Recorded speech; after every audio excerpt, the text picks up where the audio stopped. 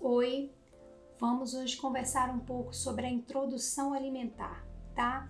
Isso é um tabu para algumas famílias, mas e uma ansiedade, uma expectativa muito grande para todo mundo, né? A hora da comidinha, toda mamãe cria aquela expectativa, aquele sonho de dar a primeira papinha, né? Pois é, gente, a criança precisa demonstrar pra gente que ela está preparada para tal fato. E uma coisa muito importante que ela vai te demonstrar é que ela já senta, tá? Muito cuidado, porque tem muita vovó, mas eu fiz pro meu filho, com 3 meses já comia, com 4 meses já comia.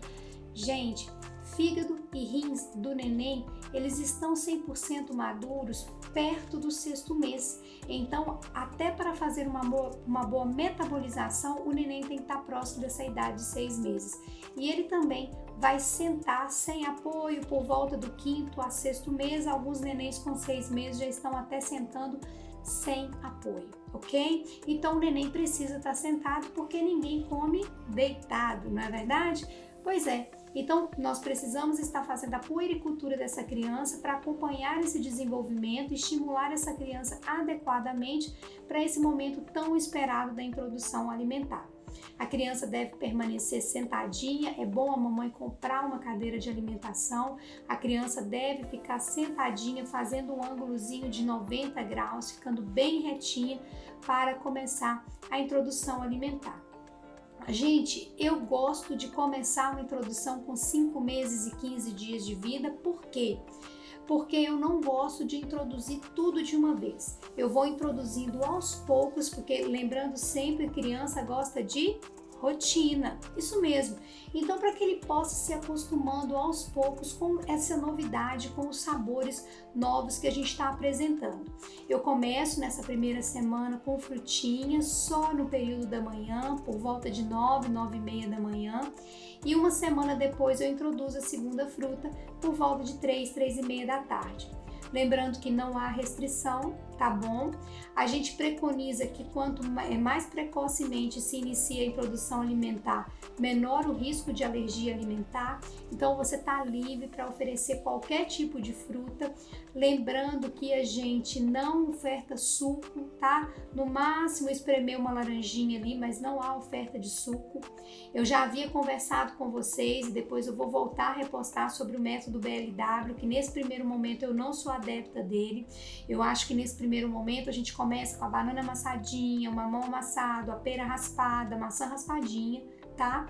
Lembrando que a criança às vezes precisa ter 10 a 12 vezes de contato com o mesmo alimento para conhecer e acostumar com aquele sabor, tá? Então, se ela recusar 1, 2 vezes, você insiste uns 3 dias direto.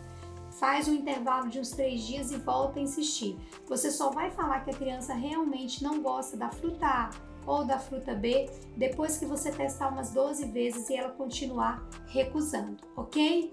E aí, gente, eu faço esse treinamento nesses primeiros 15 dias e aí com 6 meses redondinho a gente vai começar com a papinha, tá? A gente não usa o termo papa salgada mais, porque não se tem sal nessa papinha, mas a gente lembra que vem o leite com paladar açucarado, as frutinhas também que são doces, e agora a gente está vindo para algo que vem dentro do salgado, ok? É algo novinho.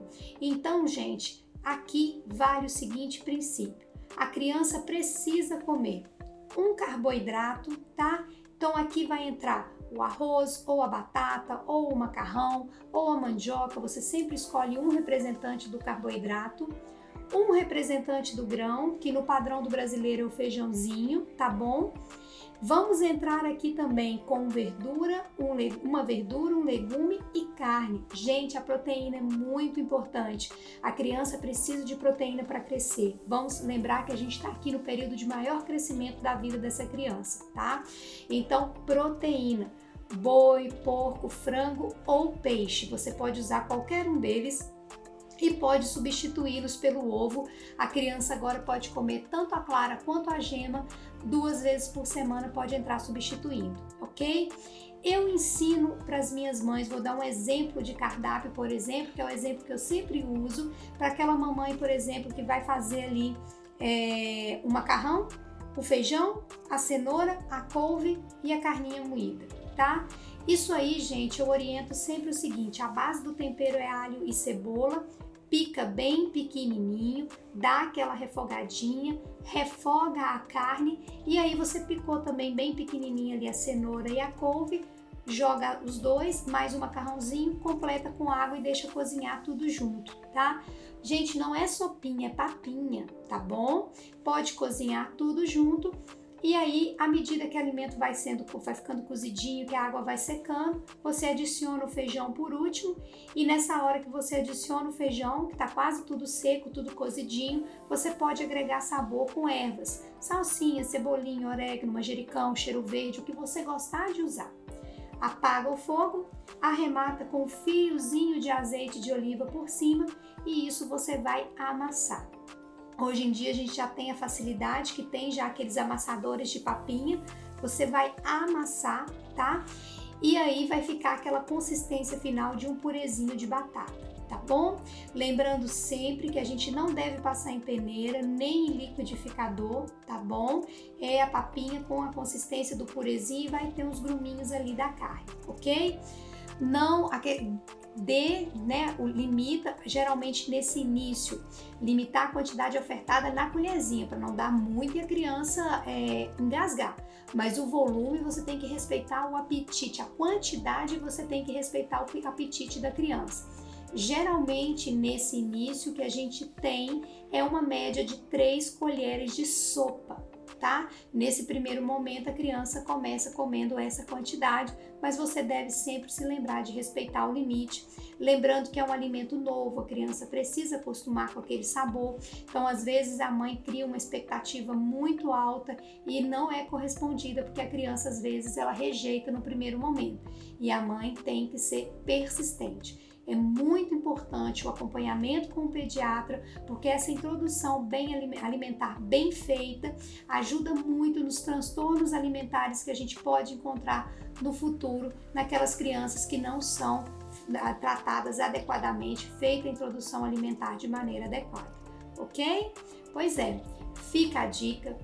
Preste bastante atenção no que o seu filho está comendo. Vamos lembrar do prato colorido, vamos colorir, vamos estimular o consumo de verduras, de legumes e de frutinhas para as nossas crianças, para que elas possam crescer saudáveis e longe das doenças, ok? Então, tá aí mais uma dica do nosso canal. Curte o nosso vídeo, se inscreva no nosso canal no YouTube, ative lá as notificações e não deixe de nos seguir também no Instagram e no Facebook para você ficar por dentro de toda a novidade do mundo da pediatria. Eu espero vocês no próximo vídeo. Tchau, tchau!